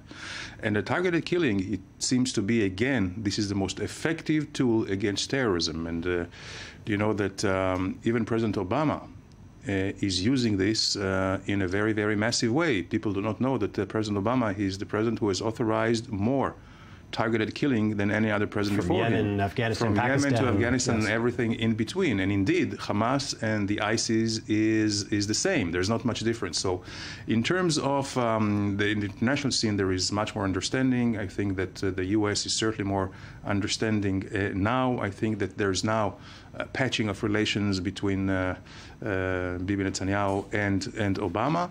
And at the end of the day, it seems like the Hamas strategy will not end. If they thought of some long strategy of attrition, it seems like they are losing assets in much more rapid way and in a significant way than Israel does. So we do have the breathing space. We do have the stamina. And this means that when they come, and I believe at the end of the day they will come back to the negotiating table in Cairo, they will have less cards than they did before. Mayor, let's talk about Iran for a moment now. Obviously, an influential player in the region, more so now than perhaps arguably ever before. Maybe you'll disagree with that in the region. How do they play into this? Do they play into this situation? And should they? Should they be somehow brought in on the back channels more than they have been? No, they shouldn't, because they're not part of this. I don't think even Hamas would actually agree to it, because Hamas has got very close relations with the Qataris. Qatar's house, Khaled Mashal, when he wanted to go to Tehran, the Iranian news website, Tabnak, close to the former Revolutionary Guard commander Mohsen Rezai, called him a charlatan. So Qatar is being very nice to him, and I don't think the Qataris will be very grateful for Iran becoming involved when they've been paying his hotel bills and everything else that's been going on. And actually, Iran is really not a player in this as much as it was before. Exactly before. Is all that influence gone?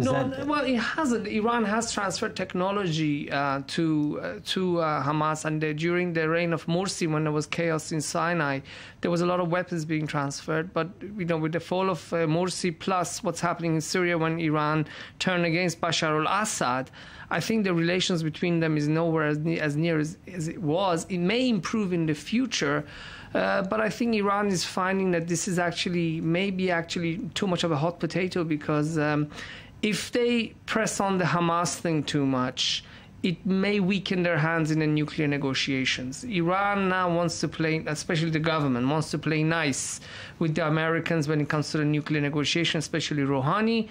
And I think this is something that, yes, there's a lot of rhetoric, but Iran actually becoming involved like it was before. With Hamas, with Jihad Islami is something else. They are very much involved with them. But with Hamas, it's not the same as it was before. Last night, Prime Minister Netanyahu makes clear parallels between the Islamic State militants and Hamas, trying to obviously build a sense of solidarity with the West in this fight against Hamas. How accurate do you think that is, or how important was that analogy to draw?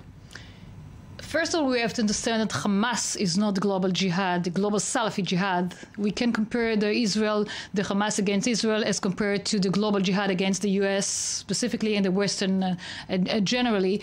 We have to build a solidarity among ourselves, among the Western countries, but we have to understand that the Hamas against Israel is only, very small, tiny example of the whole huge threat of the global jihad.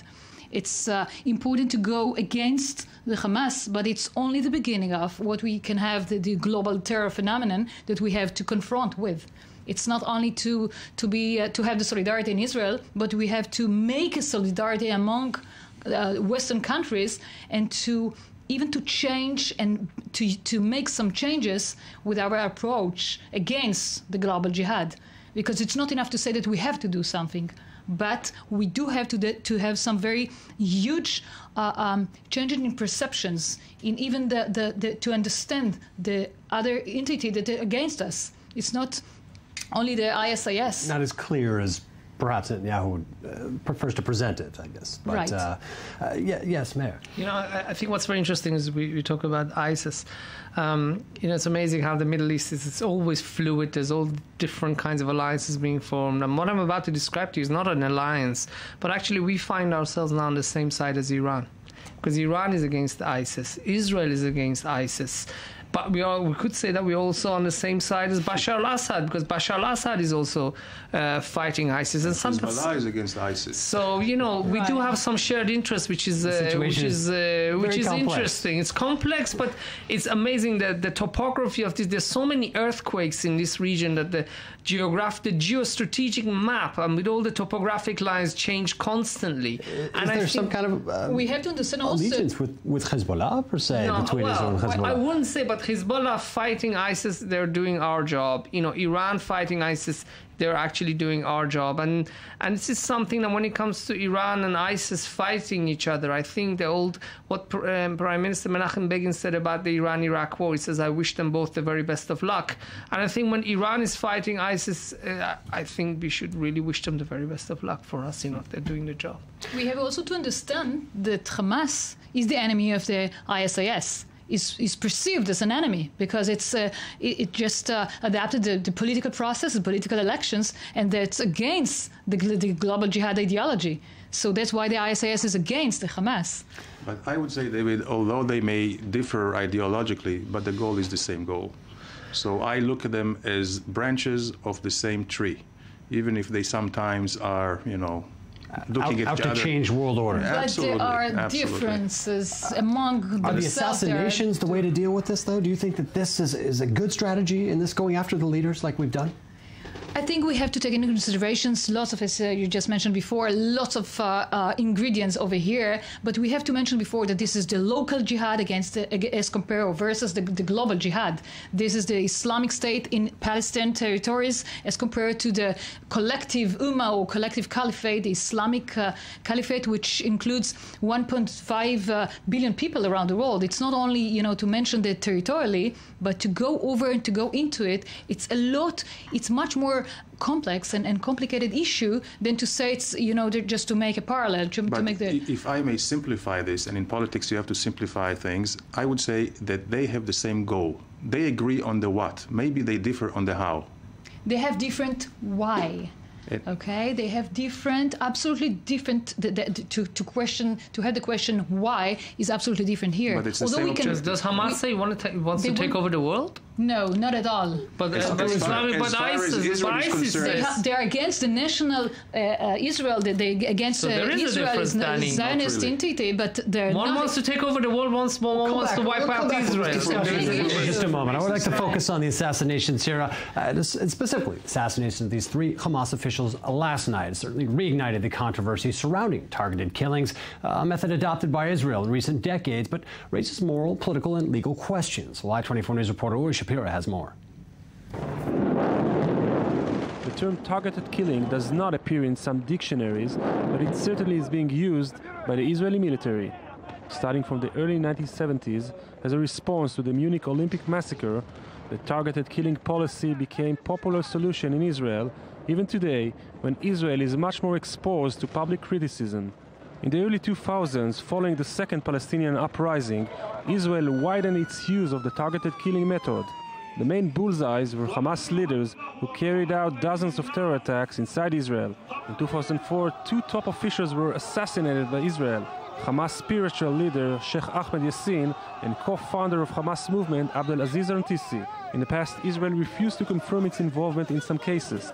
Today, however, even top ministers refer to this controversial action as a legitimate move to fight terrorism. Israel must not end this operation without the return of the soldiers' bodies. And if the terrorists on the other side do not accept this, do not understand this, and not willing under this or that arrangement to return the soldiers' bodies, they must understand that they will get back the bodies of Muhammad Def, Ania, and the entire leadership of Hamas in the Gaza Strip. The targeted killing raised many questions about morality, international law, and effectiveness. Israeli scholar Dr. Aaron Yaffe mentioned 5 declared reasons for carrying out a targeted killing: prevention, punishment, deterrence, damage to infrastructure, and political uses. Many see targeted killings as a game changer in regional conflicts. Some pointed that Israel earned years of quiet because of the assassination of Rantisi and Yassin. However, its effectiveness is hard to measure. In some cases, these actions only increase the tension and cause more violence. The 2012 assassination of Ahmad Jabari, the second in command of the Hamas military wing, sparked violence in Gaza, which led to Operation Pillar of Defense. Others have accused Israel of killing innocents in the targeted killings, such as Muhammad Def's wife and daughter, who died Wednesday night. Another topic will be the fact that terrorists are being executed without a trial. However, despite the reproach, this procedure has been adopted by other countries in the world, including the United States. For over 2 decades, bin Laden has been al-Qaeda's leader and symbol, and has continued to plot attacks against our country and our friends and allies. The death of bin Laden marks the most significant achievement to date in our nation's effort to defeat al-Qaeda. In 2006, Israeli Supreme Court backed the IDF in the targeted killings, saying the state should not be denied, means which, according to the options of those responsible of security, constitute a necessary means of protecting the lives of its inhabitants. But as the assassination continues, the controversy around it is spreading beyond Israel. And now we go to live to our correspondent Eli Ochenberg, who's in the Israeli city of Ashkelon in the south here now, where we know just a short while ago there were, again, sirens and rockets fired at the town. Eli, can you tell us what took place?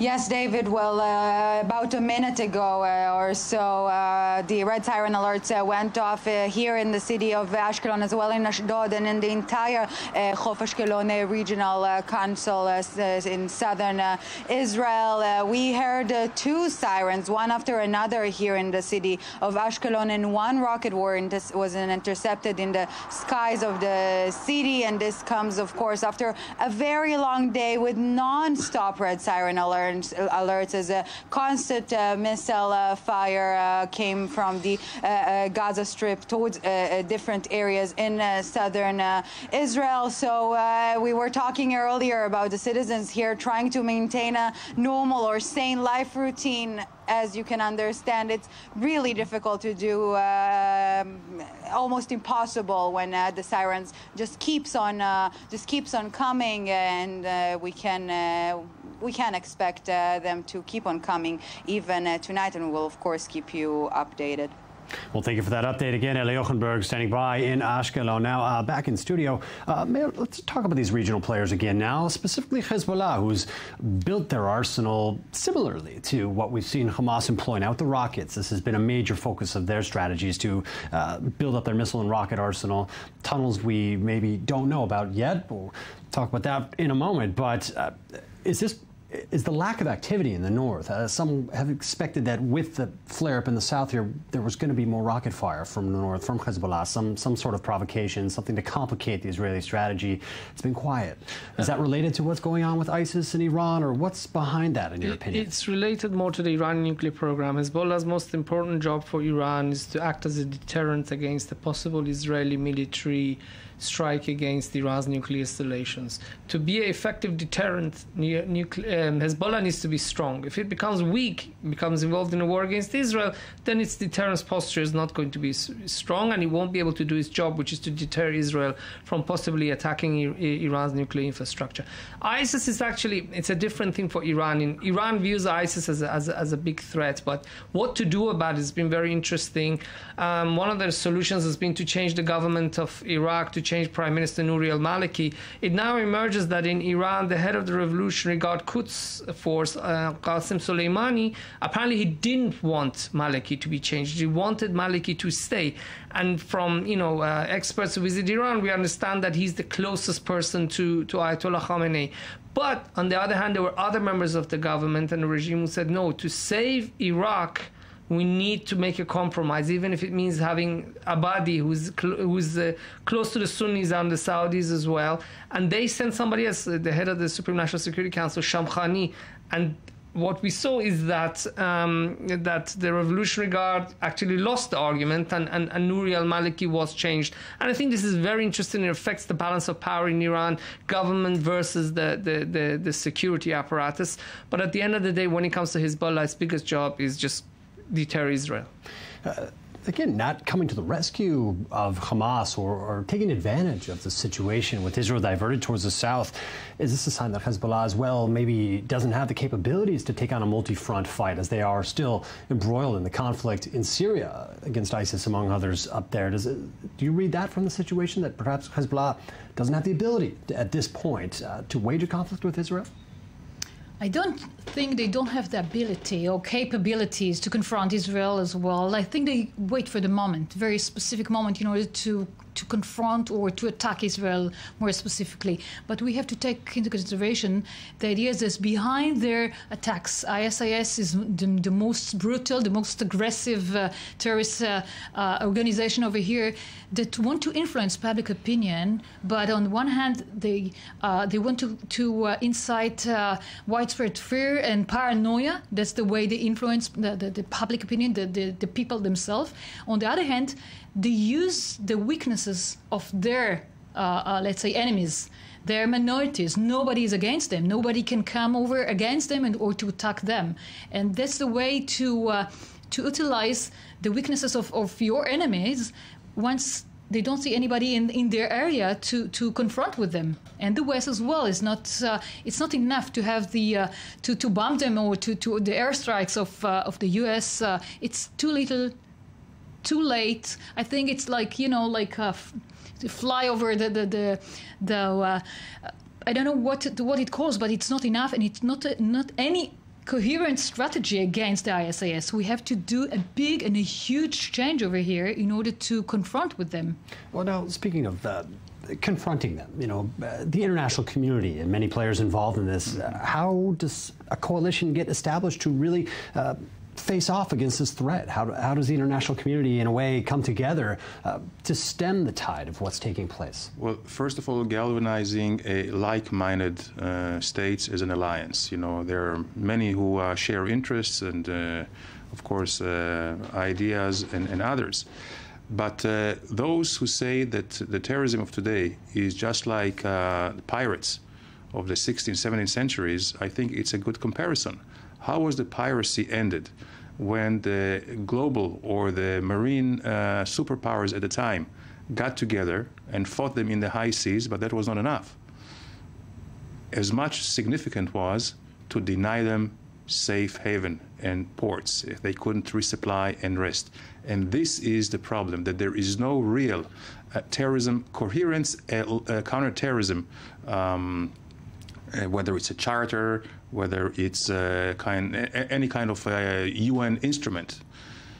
Only if countries that give money to terrorism and harbor and give shelters to terrorism, if they are put on the same level as terrorists and risking their own interests, only then we can dry the swamp, as they say. So you think it's a way to undercut much of the ideology that fuels these movements by removing their actual monetary and support base? Absolutely. Follow the money. Absolutely.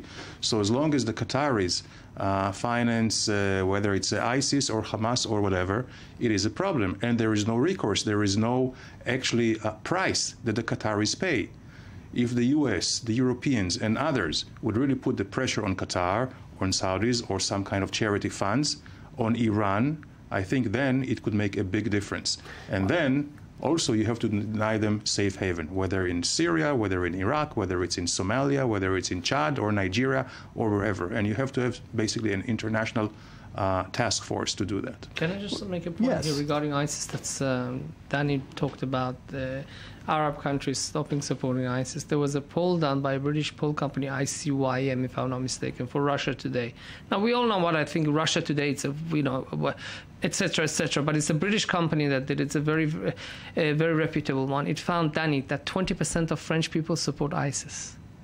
20%. This is France. The Muslim. The Muslim I don't know if it. I don't. I'm it sure didn't it's the say. Muslim it didn't. French, yeah. But still, this is in France. This is people. I'm going to write a blog about it tonight, and I'll send That's it the around. problem of Europe. Is There all are this, thousands come from Europe. This is from the UK. This is. These are people who live in a democratic society, one of the most democratic societies but it's in the not world. surprising, David. You know that thousands of Europeans go and join ISIS, whether they come from Which we've Germany seen this or week with France. the executioner here, the executioner of this So journalist. the problem is not confined to the Middle East. This is a problem that's also from. It's and the from sooner Europe. the Europeans understand it, is the better for them, not just for us. Yeah. So right now, the terrorism, I would say, the global jihad, is enjoying the fact that there is no unity of purpose and not unity of understanding at this point. At some time, I believe, when push comes to shove, there will have to be some kind of a coalition. And you bring in the Russians. The Russians also suffer from terrorism in Chechnya. Right. The Chinese as well. So only if you bring all these powers together with an international instrument that should have been designed by the UN, we can do it. We're talking about drying up the resources here. How significant is the resource base or pool for the organizations such as ISIS now? That we know they've essentially extorted much of the funds from the regions that they've conquered, but and received some other state support perhaps here. But how significant are the resources?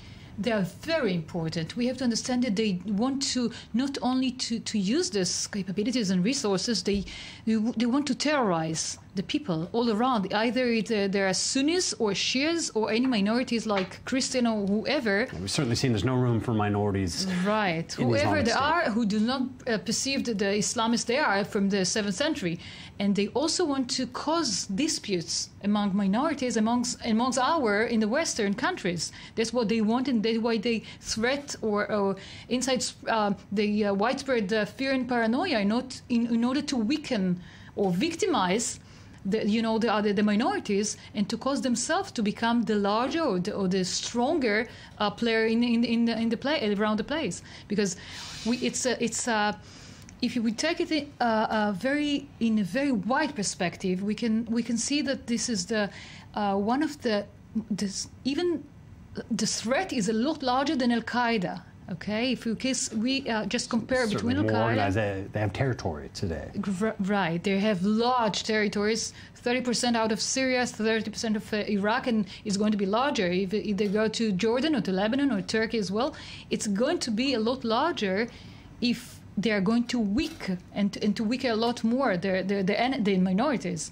We're talking about the strategies here now employed by these organizations, but the tunnels discovered running under the Israel-Gaza border came as a surprise to most Israelis. Well, now residents of Israel's border with Lebanon are wondering whether Hezbollah is employing the same method along Israel's northern border with Lebanon. Well, I-24 News correspondent Michal Livon, she went this week to the northern border and came back with this report. As rockets hit central and southern Israel, the country's northern residents are voicing new concerns. Residents along the border, also from our community, are reporting digging sounds during the night, and the movement of trucks carrying concrete, trucks clearing construction rubble. All these indications are teaching us that Hezbollah are preparing themselves for a D-Day. In recent years, Lebanese homes are being built closer than ever to the Israeli border. These buildings, many which appear empty, are built with their windows facing the adjacent communities in Israel, raising many questions regarding their purpose. Some of the buildings here are new, built by individuals and organizations outside of Lebanon, in the Emirates or even Iran.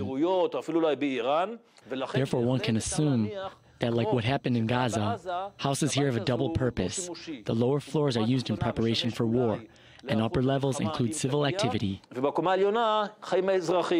In reality, the northern border has been quiet since 2006, when the Second Lebanese War ended.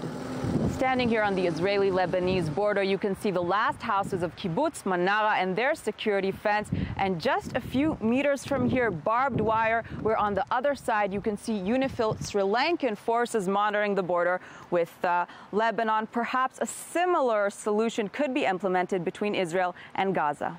Unlike the southern border with Gaza, which is flat and sandy, the Israeli northern terrain is hilly, with a smaller distance between communities. This, of course, changes the posed threats. The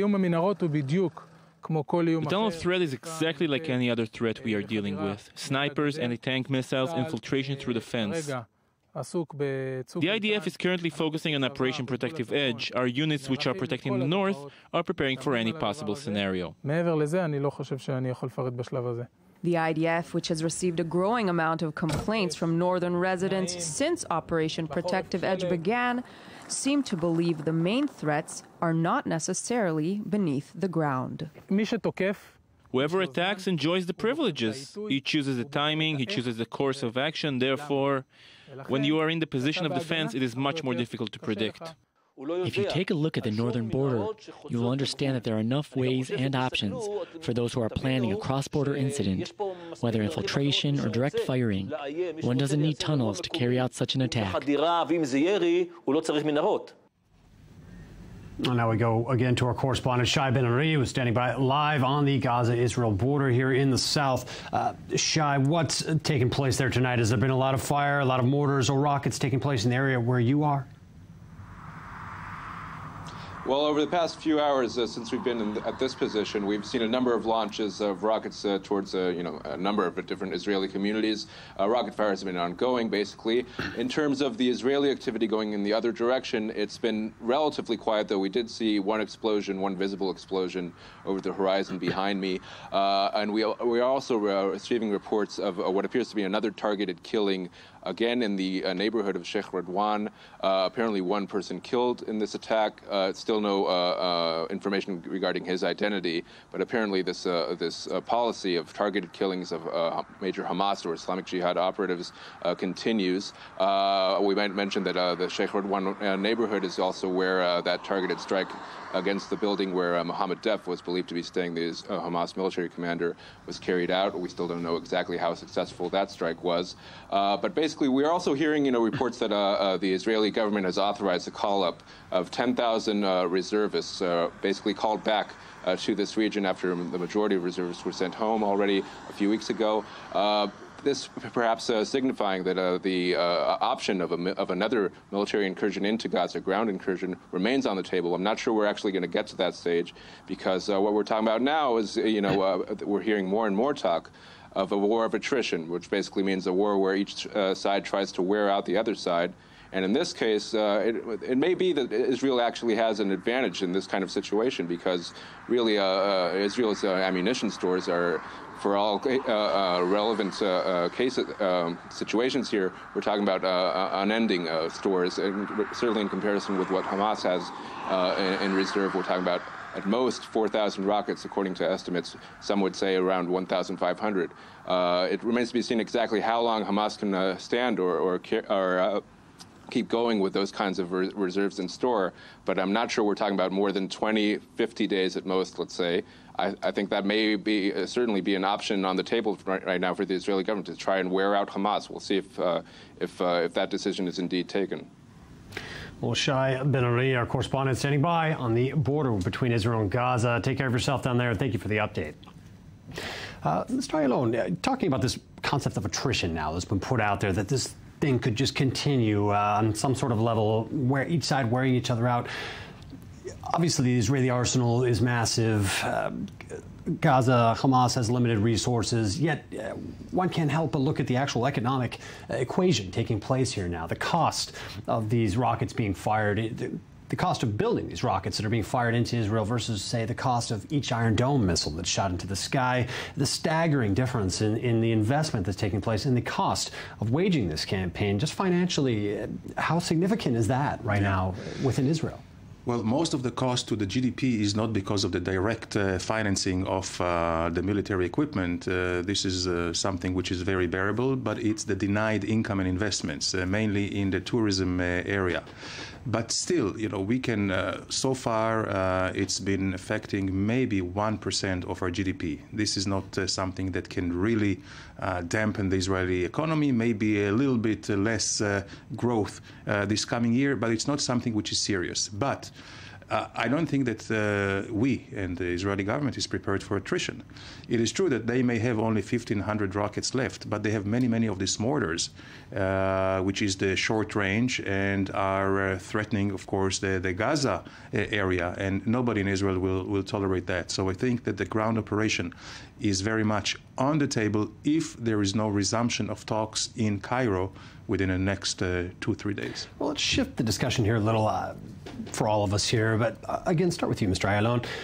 Talking about the role of the United States here now, and all the regional players that we've mentioned here, from Qatar to Egypt, specifically here, who seem to, at least in the last week, be some of the most influential states involved in the current situation, aside from Israel and Hamas in Gaza now. Should or could the U.S. be leveraging their influence more on Qatar, on Egypt right now, in order to perhaps stop the power interplay between these states and make something actually happen? Should the U.S. have a stronger role there? Absolutely. And if there is a real focus here and a greater purpose, it could be done. And quite frankly, I do not know why the United States didn't pull its weight again vis-a-vis Qatar. You know, Qatar is very much dependent on the United States for strategic. You know, there is the largest base in the Gulf. American base is in Qatar. Qatar just bought $11 billion of American equipment. So maybe this could be the Egyptians as well, with a massive input to their economy and their military. But this also, you know, can be used both ways. But certainly, Qatar has been very, very distracting. Turkey, also the U.S. vis-a-vis Turkey. Turkey is pretty much responsible. NATO member ally. Yes, and the mastermind of the coup, the attempted coup against Abbas in the West Bank, it sits in Turkey. Turkey is actually an the AKP, Erdogan's party, is an ideological brother of Hamas. So the U.S. has a lot to do here and rethink its strategy, and also how to really pull its strings to do to make sure that if Qatar and Turkey, if they're not instrumental in being proactive and helping, at least they should stand still and not do damaging policies against us. Is the power struggle between these nations now, if you will, a tug of war taking place between Turkey, Qatar, Egypt specifically here, is that now distracting from the conflict between Israel and Hamas? Is that making it more difficult to come to some sort of a ceasefire or agreement, do you think? I think we just totally agree with Ayalon. I think it's very important to be involved in something which is absolutely opposite and destructive. Just you can sit aside and not do anything, but don't do harm. At least, you know, if you want to take a part, so be involved and help as much as possible in order to help our fragile Middle East, but don't do harm. And to look at the whole picture over here, it's a big picture that could be, changed from day to day. We cannot. It's hard to predict what will be, but at least we have to have a mutual interest here is to halt and to to confront with the ISIS, but at least to hold them not to proceed their own way. Certainly a complex issue right now. So many players involved. But more about this power struggle. How do you see it, man? I think one point I'd like to add to what Danny said about Qatar is you have to remember that Qatar is also important in America's Afghanistan strategy. America's planning to withdraw all of its forces from Afghanistan this year. Qatar has played a crucial role in being a mediator between the United States and the Taliban. There's apparently a Taliban delegation that lives in Qatar.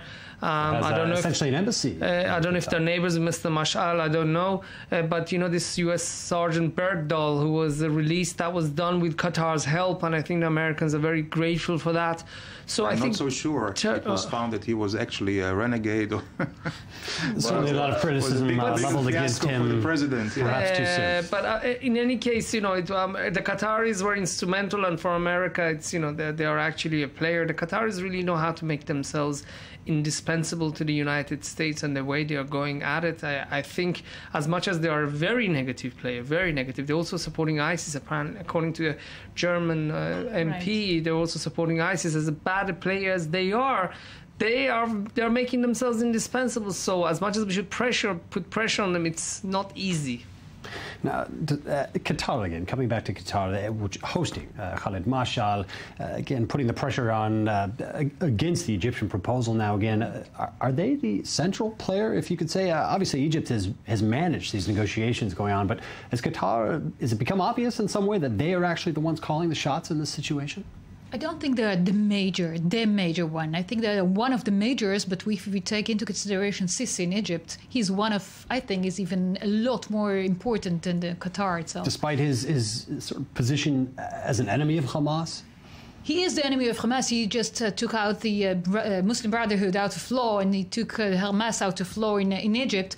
But we have to take into consideration that we have a treaty, agreement since the 80s, and we have to have a mutual interest with Egypt is much more important for Israel. The fight against terrorism, against the Muslim Brotherhood?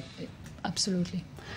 So that's a central theme that, in other words, the Egyptians and the Israelis can share in this conflict? Can share, mutual interest as well as Jordan in order to become a lot stronger and to look stronger in South Sinai and even in our eastern border with Jordan. It's a lot more important as I can understand it from my point of view, as compared to Qatar. So although we have to take it into consideration that they have tons of money, tons of dollars that can influence what's going on here, but it's not enough. What are the prospects, in your opinion, of the Egyptians getting involved militarily in the Gaza Strip, in this conflict at some level?